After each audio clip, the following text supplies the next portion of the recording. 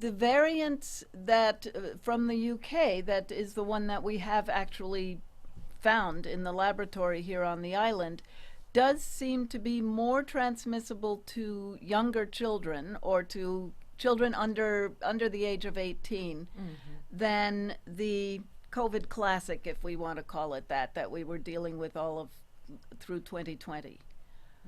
But we continue to see these fluctuations in age group, and it's partly exposure. Now, of course, most people over the age of 50, or some have been vaccinated for quite a while.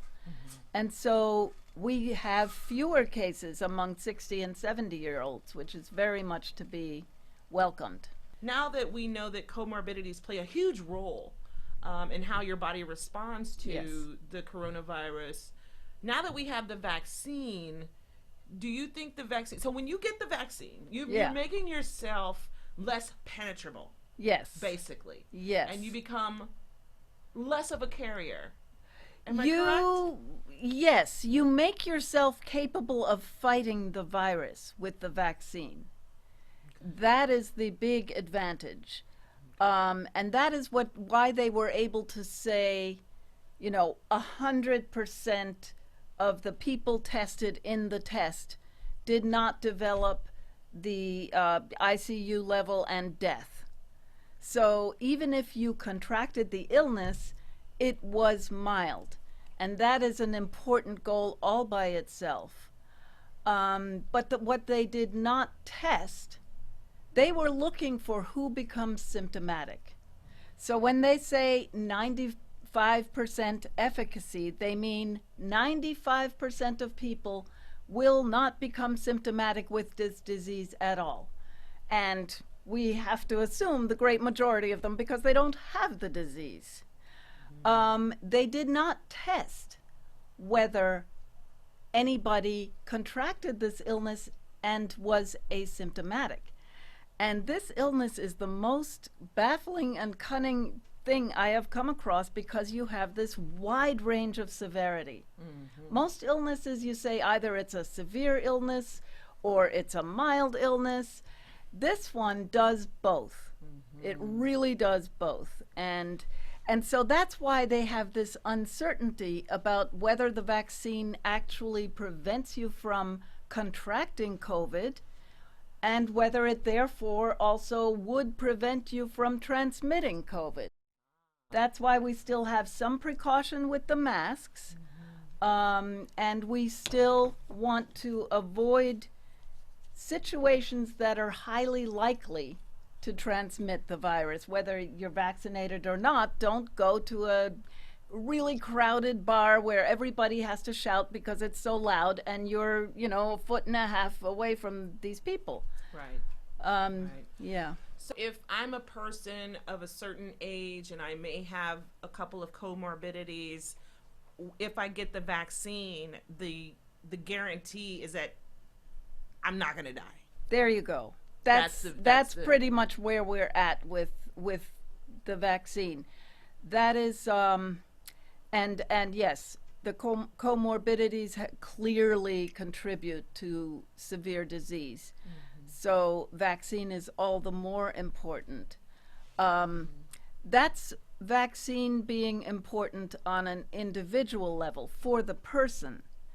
There are other reasons for that the vaccine is important for the person.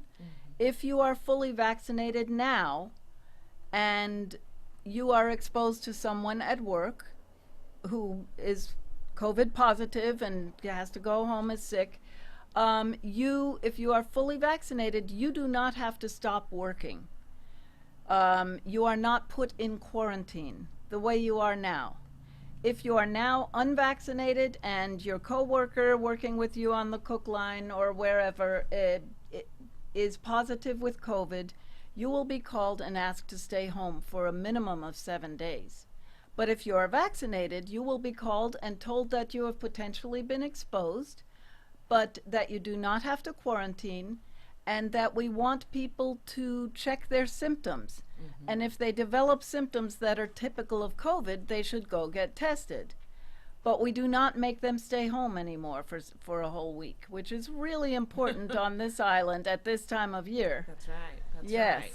So thank you for that. And so when we think about herd immunity, and you think about these different variants, do you feel that if we inch, because I've heard people say we probably will never reach herd immunity, but if we're inching closer to more of the population being vaccinated, do you feel like that will minimize our potential exposure and or the huge threats of being exposed to another variant? Do you think that getting the vaccine and inching towards the herd immunity will then help us all? Yes. Absolutely yes. If you want to go back to living what we consider a normal life as a community, the biggest possible number of us vaccinated is what makes that happen. I think it's important to say what herd immunity is. It is not eradication. There is only one human disease that has in fact been eradicated ever on the world, and that is smallpox, and good on us, because that one really deserved to go. I did not know that. Yeah, only one. But what herd immunity really means is that enough people are vaccinated so that it's very hard for the disease to spread, and that the people who are not vaccinated also are at far, far lower risk. So you think of a herd like a herd of buffalo with wolves around them, and the big, strong buffalo are on the outside protecting the little babies in the middle who would be oh so delicious for the wolves. The herd as a whole has immunity from being eaten because the strong ones are there. The ones whose immunity can ward off the enemy are there. And that's the idea with herd immunity. If we get high enough rates of vaccination, our community becomes a stable, protected herd.